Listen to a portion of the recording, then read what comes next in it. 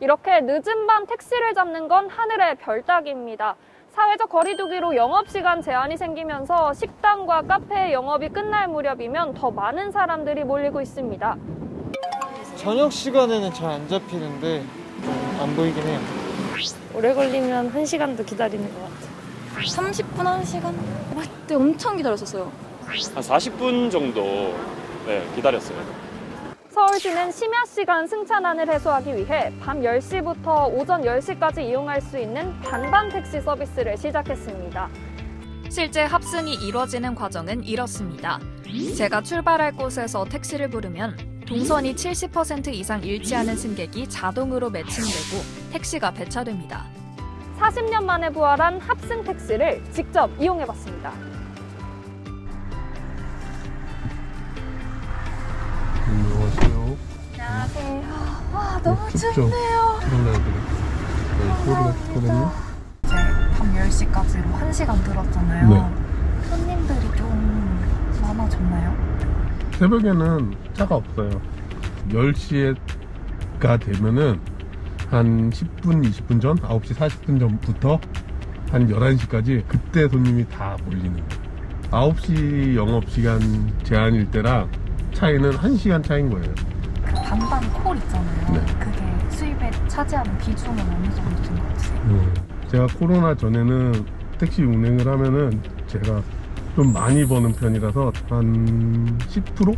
반반이? 반반이. 왜냐면은 그때는 초창기였기도 했고 강남에서 김포 가는 손님, 이런 장거리 손님들이 꽤 많았어요. 그래서 10% 정도를 차지한 거죠. 반반 택시 전에는 네. 그러면 선생님 합승을 한 번도 해본 적이 있으세요? 합승이 불법이 된 게 80몇 년도인가로 알고 있는데 손님을 태웠어. 예를 들어서 은평구를 가요. 한 명이. 그러면은 이렇게 가다가 보면은 사람들이 계속 서 있잖아요. 은평구요, 은평구요, 은평구요. 좋겠어요?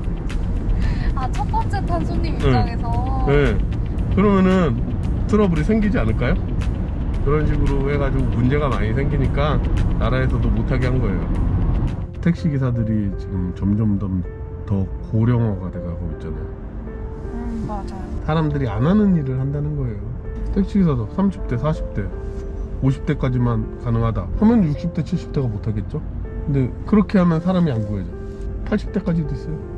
이런 앱들도 택시기사들이 젊은 택시기사들이나 좀 쓸 수 있지, 할아버지들이 많으셔. 60이 넘고 그러신 분들이 앱 자체를 아예 못 사용을 하세요. 카카오 앱도 못 사용을 하고, 비교적 젊은 사람들은 그래서 새로운 거 있으면 써보고 그러죠. 마지막으로 반반 콜 받아보신 적이 언제예요? 위드 코로나 할 때. 그때가 마지막이에요? 그게 한 달 정도 됐죠. 3달? 3달이나 됐어 벌써? 야, 그럼 3달 동안, 그 3달이 된지는 몰랐네. 반반 합승은 나쁘진 않아요, 택시기사 입장에서. 근데 타이밍이 지금 안 맞았고, 정책이 잘못된 게 앱을 뭘 해서 풀어줬다 되는 게 아니에요. 어차피 지금 손님이 없는데 사람이 없잖아요. 사람이 없잖아요. 그리고 10시에 끝나잖아요. 그래서 여기서 일상가는 버스 있어요. 반반은 할인해서 받아서 가려고 그러는데 버스를 타지 이걸 타겠어요? 버스가 있는데 이걸 굳이 왜 타겠냐고. 밤 10시부터 3시간 동안 서울 일대를 돌아봤는데요. 반반 모드를 이용한 승객은 한 명도 없었습니다. 반반 택시가 시행된 지 3주가 지난 지금 합승 택시가 과연 실효성이 있을지 시민들에게 직접 물어봤는데요. 주된 걱정은 크게 4가지였습니다. 낮은 인지도. 반반 택시 들어보셨어요? 반반이요? 네. 처음 안 들었어요? 아니요. 처음 들어봤어요? 들어보셨어요? 아니요, 처음 들어요. 낯선 사람과의 합승에서 오는 불안감. 모르는 사람이랑 타는 거니까. 모르는 사람이랑 타고 가기엔 조금 부담스러울 것 같아서. 모르는 사람과 같이 타는 건데 모르는 사람이랑 타야 되는 거니까 좀 부담스러울 것 같긴 해요. 호출료 3,000원에 대한 거부감. 그러면은 반반 택시를 타는 의미가 좀 없어지지 않을까요? 애초에 아끼려고 타는 건데. 3,000원 덜 내고 그냥 내 돈 내고 편하게 가는 게 낫지 않을까요? 코로나19에 대한 두려움. 방역을 하는 그게 시작하다 보니까 마스크를 썼는데도 감염이 됐다 뭐 이런 얘기도 있고 하니까. 지금 시국이 또 코로나 시국이기도 하고 좀 모순적인 게 아닌가. 위험하지 않나요? 저 모르는 사람이니까 코로나 확진자일 수도 있는 거고. 저 같으면 그냥 제감 내고 탈 것 같아요. 특히 코로나19 확산에 대해선 전문가들도 우려를 표했습니다. 기사분들도 보니까 손님이 안 탈 때 내리고 계시는 분이 대부분이에요. 특히나 합승하는 경우 옆에 분이 감염자라면 호흡하는 과정에서 바이러스가 일부 분명히 나올 수 있고 합승 자체를 지금으로서는 조금 자제를 하는 게 필요하죠. 아주 급한 일이 아니라면. 이 같은 상황에 대해 서울시는 합승 택시에 맞춘 별도의 코로나19 방역 대책은 준비하지 않은 상황이라고 답했습니다.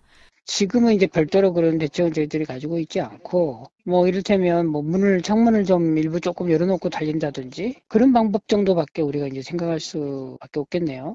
다만 일상 회복이 다시 시작되면 반반 모드 이용률이 자연스럽게 오를 것이라는 게 서울시 예측입니다. 사회적으로 코로나에 대해서 아직도 조심하는 그런 분위기다 보니까 영업 제한이 풀린다든지 이때쯤 돼야 이 반반 택시가 빛을 볼 겁니다. 플랫폼 차원에서 고민해야 할 부분도 있습니다.